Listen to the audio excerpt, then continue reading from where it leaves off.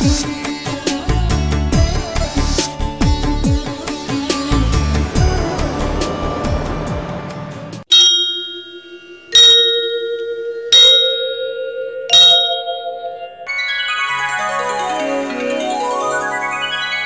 కార్యక్రమం సమర్పిస్తున్నవారు అవార్డు గ్రహీతల మొట్టమొదటి ఏకైక original Thanjavur art academy, Kalasri Thanjavur art academy, door number 1164, near Panjagutta colony signals, Srinagar colony X road నుండి 9వ building, Indian overseas bank ప్రక్కన, హైదరాబాద్ 73.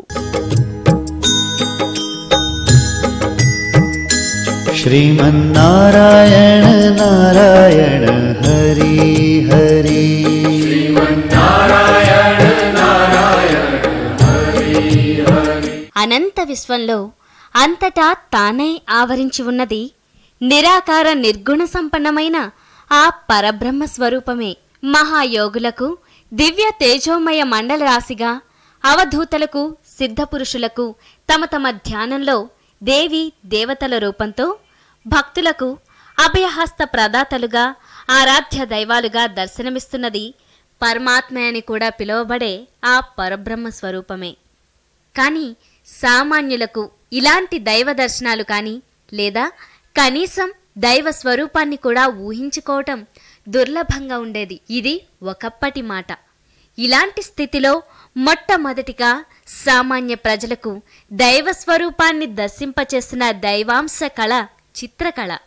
దైవానికి రూపాన్ని ఇచ్చినవాడు చిత్రకారుడే. దేవీ దేవతల ఆకృతులను ఊహించి ఆయా చిత్రాల రూపకల్పనకు శ్రీకారం చుట్టిన అనాది చిత్రకారునికి యావత్ మానవ జాతి అవశ్యంగా రుణపడి ఉంటుంది. ఇలాంటి అద్భుతమైన కళను వంశ పరంపర వృత్తిగా స్వీకరించింది ఓ కుటుంబం. ఈ కుటుంబంలోని వారే కళాశ్రీ కేశవులు. చందమామ మరెన్నో సుప్రసిద్ధ మాసపత్రికలలో కేశవన్ అనే కలం పేరుతో చిరకాలం పనిచేసి ఎంతో ప్రఖ్యాతి పొందిన ప్రముఖ చిత్రకారుడు కేశవులు. తనకు వచ్చిన జాతీయ అవార్డు కళాశ్రీ ఇంటి పేరుగా మారి కళాశ్రీ కేశవ్గా సుప్రసిద్ధులయ్యారు. తెలుగు చిత్రకళ ఆణిముత్యం కళాశ్రీ కేశవన్. పుట్టింది చిత్తూరు. వీరి తల్లిదండ్రులైన శ్రీ గురుస్వామి, శ్రీమతి చెన్నమ్మలే కాక వీరి తాత ముత్తాతలు కూడా ప్రముఖ చిత్రకారులే కావటం, అంతేకాక వీరి సంతానం కూడా ప్రముఖమైన చిత్రకారులే కావటం మరింత విశేషం. 40 సంవత్సరాలు చెన్నైని నివాసంగా చేసుకుని 2000 సంవత్సరంలో హైదరాబాద్లో స్థిరపడ్డారు.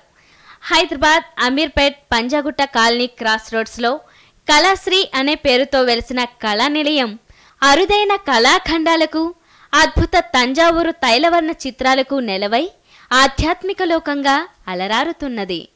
కళాశ్రీ కళా నిలయం నుండి తరలిన అరుదైన దేవీ దేవత విగ్రహమూర్తులు, స్వర్ణ ఆభరణాలు, నవరత్నాలను పొదిగిన తంజావూరు తైలవర్ణ చిత్రాలు నేడు తెలుగు నేల అంతటా దేవాలయాలలోనూ మరెందరో గృహాలలోనూ కొలువు తీరి ఉన్నాయి. ఇలాంటివి గుడిలోనూ గృహంలోనూ ఉండటం ఎంతో శుభప్రదం. వ్యక్తి లేదా కుటుంబం వారి వారి సాముద్రిక శాస్త్రం, సంఖ్యాశాస్త్రం, రత్నశాస్త్ర, సప్తవర్ణ శాస్త్ర, నాడి శాస్త్రాలను పొందుపరిచి అసలైన తంజావూరు చిత్రాలను బ్రహ్మీ ముహూర్తంలో స్వయంగా రూపొందించి వాటికి నవరత్న ఖచ్చిత స్వర్ణాభరణాలు అమర్చి కోరిన వారికి అందచేయటం కళాశ్రీ కేశవన్ గారి ప్రత్యేకత. చిన్ననాటి నుండి తంజావూరు తైలవర్ణ చిత్రకళలను ఉచ్ఛ్వాస నిశ్వాస చేసుకుని సుప్రసిద్ధ కళాకారుడిగా రాణిస్తూ తంజావూరు తైలవర్ణ చిత్రకళను విశ్వవ్యాపితం చేస్తూ ఎన్నో సన్మానాలు, సత్కారాలు అందుకున్న అతి విశిష్ట చిత్ర కళాకారుడు కళాశ్రీ కేశవన్. త్రికళా జ్ఞానంలోనికి సుస్వాగతం.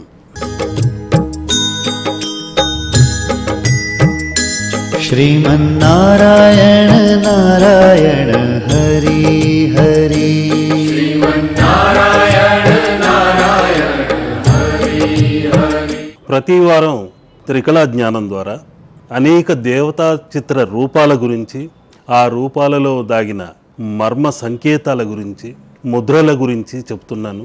అన్ని గృహాలలో గ్రహ దోషాలే కాకుండా గత జన్మ వారు చేసిన పాపాల్ని, అనుభవించిన శాపాల్ని దగ్ధం చేసే దేవతా రూపాలే నేను చిత్రీకరిస్తున్నాను. ఆ చిత్రాల ద్వారా అన్ని దోషాలని హరించే తత్వం గల దేవతామూర్తులని దిశకు తగ్గట్టు దశను మార్చే తత్వాన్ని కూడా తెలియజేస్తున్నాను.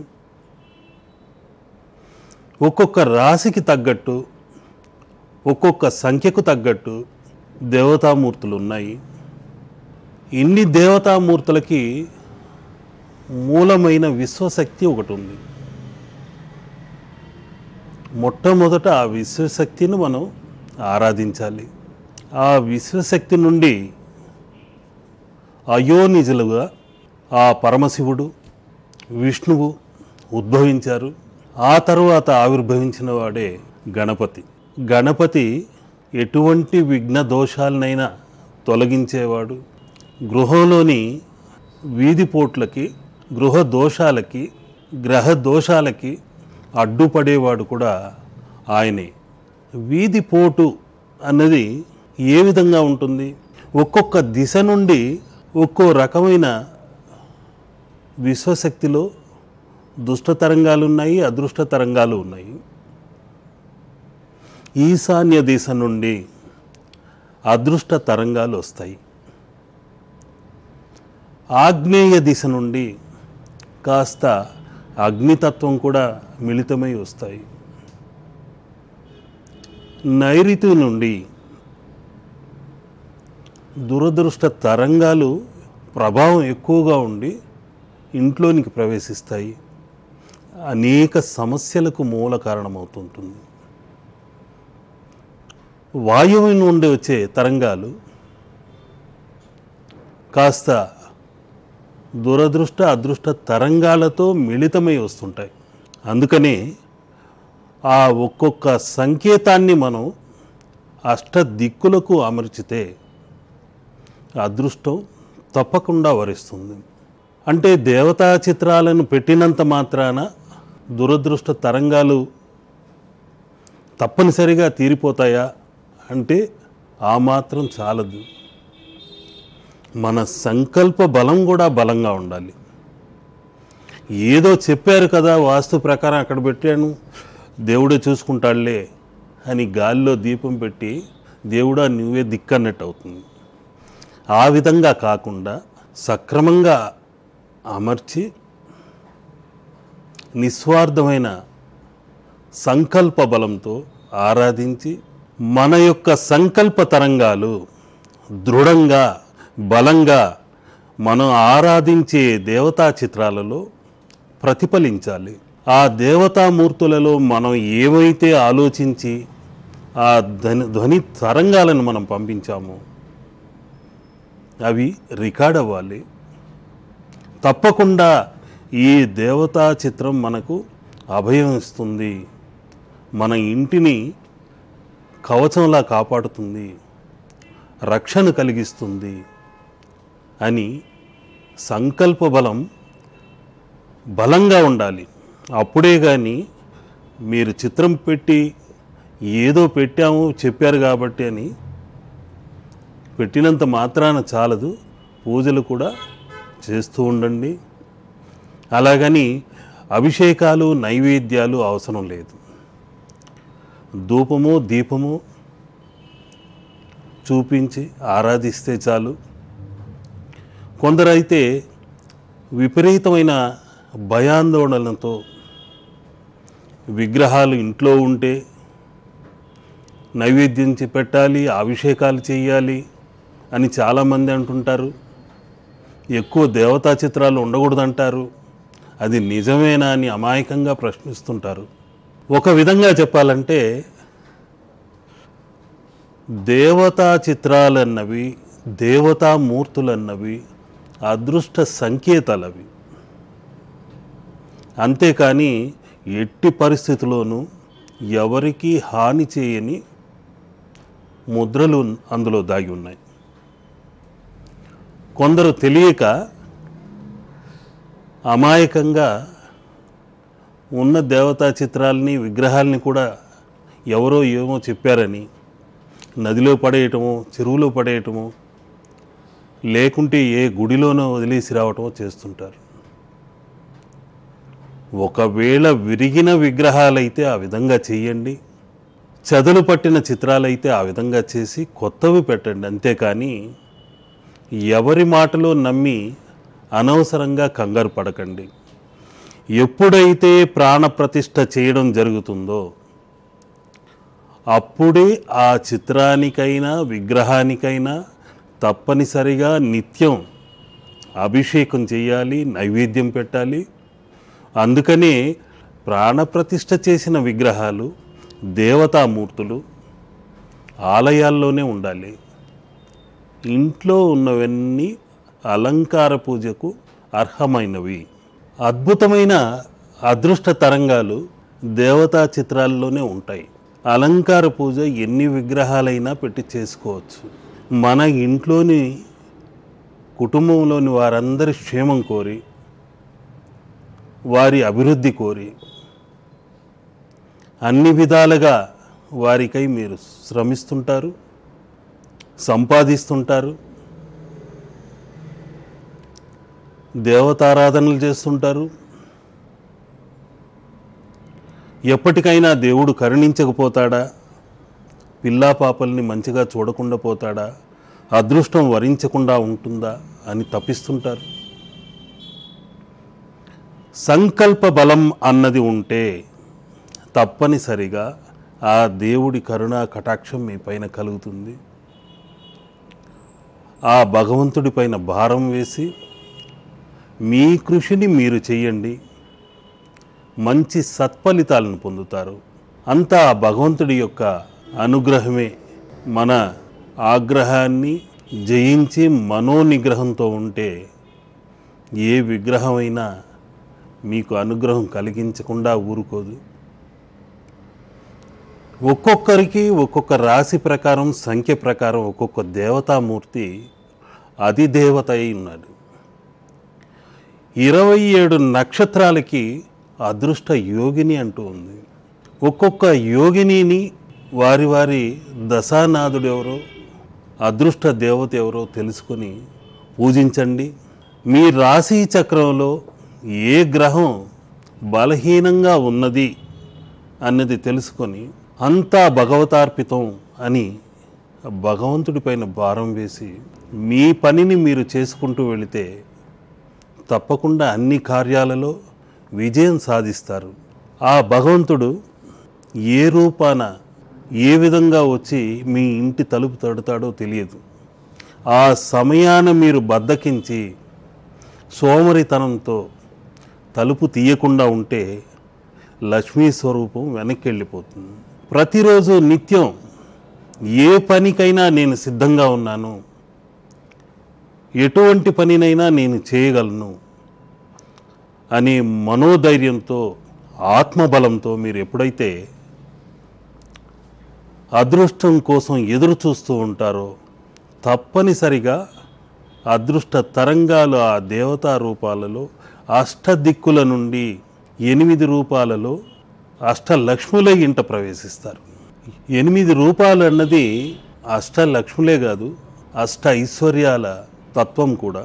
అష్టదిక్పాలకులు అష్టలక్ష్మీ తత్వంతో ఒక ఇంటిని అన్ని మూలల నుండి 8 దిక్కుల నుండి కాపాడుతుంటారు. ప్రతి దిక్కుకి ఒక్కొక్క సంకేతం ఉంది. అందుకని 8 దిక్కులలో మూలల్లో దాగిన సూక్ష్మమైన ధూళి, దుమ్ము లాంటివి శుభ్రపరుచుకొని వాస్తు దోషాన్ని తొలగించేలా పసుపు నీళ్ళని చల్లండి. బూజు ఉంటే తీసేసి ఆ మూలన ధూపం కానీ దీపం కానీ చూపించి ఆ మూలల్లో దాగిన దురదృష్ట తరంగాలు తొలగిపోతున్నాయి, అదృష్ట తరంగాలు మన ఇంటిని ఆవరిస్తున్నాయి అని సంకల్ప బలంతో అగరబత్తిని శ్రీ అంటూ ఇలా గాలిలో లిఖించండి. ఆ అగరబత్తిలోని భూతత్వము బూడిదై కింద రాలుతుంటుంది. అగ్నితత్వము అక్కడున్న దురదృష్ట తరంగాలని దగ్ధం చేస్తుంది. వాయుతత్వము పొగ రూపంలో ఆ నెగటివ్ ఎనర్జీని బయటకు తీసుకెళ్ళిపోతుంది. ఆకాశతత్వంలో విలీనమయ్యేలా చేస్తుంది. జలతత్వమైన పసుపు నీళ్లు ఆ మూలల్లోనున్న దురదృష్ట నెగటివ్ ఎనర్జీని బయటకు పారద్రోలుస్తుంది, ప్రక్షాళనం చేస్తుంది.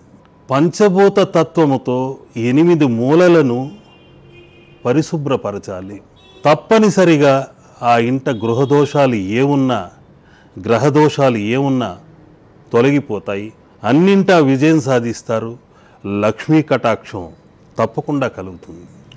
ఇక శంఖముద్రను గురించి 2 వారాల క్రితం మీకు తెలిపాను. మరొక్క మారు ఆ శంఖముద్రని మీకు చూపించి దాన్ని ఓంకారంతో పూరించి శ్రీ తత్వంతో లక్ష్మిని మీ ఇంట నింపే విధానాన్ని ఈరోజు నేను తెలియజేస్తున్నాను. తంత్రశాస్త్రంలో ఇది ఒక ముఖ్యమైన విద్య. మీరు చేసి చూడండి. మీకు ఆ ముద్రను చేయలేని పక్షంలో ఈ శబ్ద తరంగాల ద్వారా మీ ఇంట ఆ ఓంకార తత్వం తప్పనిసరిగా ప్రవేశించాలని మనసా వాచా త్రికరణ శుద్ధిగా కోరుకుంటున్నాను. ఈ శంఖముద్రని ఇలా ఈ బొటన వేలుని 4 వేళ్లతో ఇలా పట్టండి. ఈ బొటన వేలుని, కుడి చేతి బొటన వేలుని ఈ 4 వేళ్లకు దగ్గరికి తీసుకొచ్చి ఇలా శంఖం ఆకారంతో తీసుకురండి. ఈ శంఖుని ఇప్పుడు మీరు ఓం అన్నదాన్ని పూరించండి. ఓం అన్నది పూరిస్తూ ఇక్కడ ఈ బొటనవేలు చివర శ్రీతత్వమైన శబ్ద తరంగాలు మీ ఇంట ప్రవేశిస్తున్నాయి, మన ఇంట ప్రవేశిస్తున్నాయి అని మీరు ఊహించండి. మీ ఇంట ప్రవేశిస్తుందని నేను ఇక్కడ నుండి శబ్ద తరంగాల ద్వారా పంపుతున్నాను. మీరు ఈ ముద్రను చేస్తూ నన్ను అనుకరించండి. తప్పనిసరిగా లక్ష్మీ కటాక్షం కలుగుతుంది. ఓం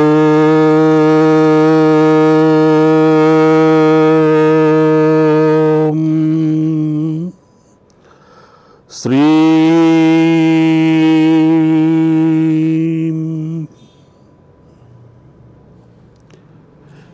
ఈ లక్ష్మీ ముద్రను చేసిన వెంటనే మీ ఇంట్లోని దురదృష్ట తరంగాలన్నీ తప్పకుండా తొలగిపోతాయి. ఈ శంఖము లక్ష్మితో పాటు క్షీరసాగర మదనం అప్పుడు పుట్టినది. అందుకనే ఆమె శంఖాన్ని చేత ధరించి ఉంటుంది, మరో చేత పద్మాన్ని ధరించి ఉంటుంది. పరిపూర్ణమైన జలతత్వం ఆమె. ఆ జలంలోని మకరమే ఆమెకు వాహనము కూడా. తప్పనిసరిగా ఈ శంఖముద్రని మీరు ఆచరించి చూడండి. ఓంకారాన్ని పూరించండి. శ్రీకారాన్ని ఇక్కడ మనోదృష్టితో చూడండి. ఓం అంటూ పూరిస్తూ శ్రీం అనండి. తప్పనిసరిగా దురదృష్ట తరంగాలన్నీ తొలగిపోతాయి. మీ ఇంట అదృష్టపు పంట పండుతుంది. సముద్రంలో పుట్టిన అన్ని వస్తువులు అదృష్ట వస్తువులే. పగడమైన, ముత్యమైన, తామర పుష్పమైన, శంఖమైన అతి లక్ష్మీకరములైనవి, మహిమాన్వితమైనవి. ఆ శంఖాన్ని ఎక్కడ ఉంచితే అక్కడ లక్ష్మీ కటాక్షం కలుగుతుందని కూడా ఒక ప్రతీతి. ఆ శంఖముద్రని ఇలా చూసి ధ్యానించాలని కూడా ఉంది. దానికేసి చూస్తూ వసామి పద్మోత్పల శంఖమధ్యే వసామి చంతే చ మహేశ్వర చ అంటూ ఈ శంఖముద్రని చూసి ధ్యానించాలి. అంటే ఎక్కడైతే శంఖం ఉంటుందో మహేశ్వరుడు ఉన్నట్లే, ఆ మహేశ్వరుడు ఉన్న చోటే లక్ష్మి కూడా నివసిస్తుందని మరో అర్థం. ఈ శంఖాన్ని పాలాభిషేకానికి వాడవచ్చు. దయచేసి ఎవరు కానీ శంఖం ఉంది కదా అని పూరించడానికి ప్రయత్నించకండి. దక్షిణావృత్తము మరో అర్థము దేవదత్తము అంటారు. దేవుడికే దత్తమైనది, మామూలు మనుషులు పూరించడానికి అర్హత లేనివి. దేవదత్తాన్ని విష్ణువు ఎడమ చేత ఇలా పట్టుకున్నాడు కాబట్టి, పూరించాడు కాబట్టి పాంచజన్యమైంది. కుడి చేత్తో సుదర్శనాన్ని ధరించాడు. మామూలు దక్షిణావృత్తం కాకుండా ఎడమపురి శంఖముంది, అది కొన్ని సమయాలలో పూరిస్తుంటారు. మనుషులకు పూరించడానికే ఎడమపురి. వలమపురి మాత్రం వినాయక తత్వమైనది, వినాయక రూపం అది, విఘ్నేశ్వర తత్వం అది. ఆ శంఖం ఉన్న చోట ఎలాంటి విఘ్నాలు ఇంట్లోకి చేరవని, ఎటువంటి దోషాలు ఉండవని ప్రతీతి. అందుకనే ఆ దక్షిణావృత్త శంఖాన్ని వెంకటేశ్వరుడికి చిత్రీకరించేటప్పుడు ఈ మంత్రాన్ని జపించి చిత్రిస్తుంటాము. విష్ణువు చేతిలో శంఖాన్ని కూడా అదే విధంగా మంత్ర జపంతో చిత్రీకరిస్తుంటాము. ఈ శంఖం లక్ష్మీతత్వమైనది కాబట్టి నలుపు రంగు లేకుండా, గోధుమ వర్ణము కాకుండా తెల్లటి వర్ణముతో, బ్రాహ్మణ వర్ణముతో ఉన్న శంఖాన్నే మీరు ఎన్నుకొని కొనండి. అన్నీ మంచి ఫలితాలు కలుగుతాయి. అద్భుతమైన విజయం వరిస్తుంది. లక్ష్మీ కటాక్షం కలిగి తీరుతుంది. కనకదారం మీ ఇంట చేరుతుంది. శ్రీకృష్ణం వందే జగద్గురుం. ఈ కార్యక్రమం సమర్పించిన వారు అవార్డు గ్రహీతల మొట్టమొదటి ఏకైక original Thanjavur art academy, Kalasri Thanjavur art academy, door number 1164, near Panjagutta colony signals, Srinagar colony X road నుండి 9వ బిల్డింగ్, ఇండియన్ ఓవర్సీస్ బ్యాంక్ ప్రక్కన, హైదరాబాద్ 73.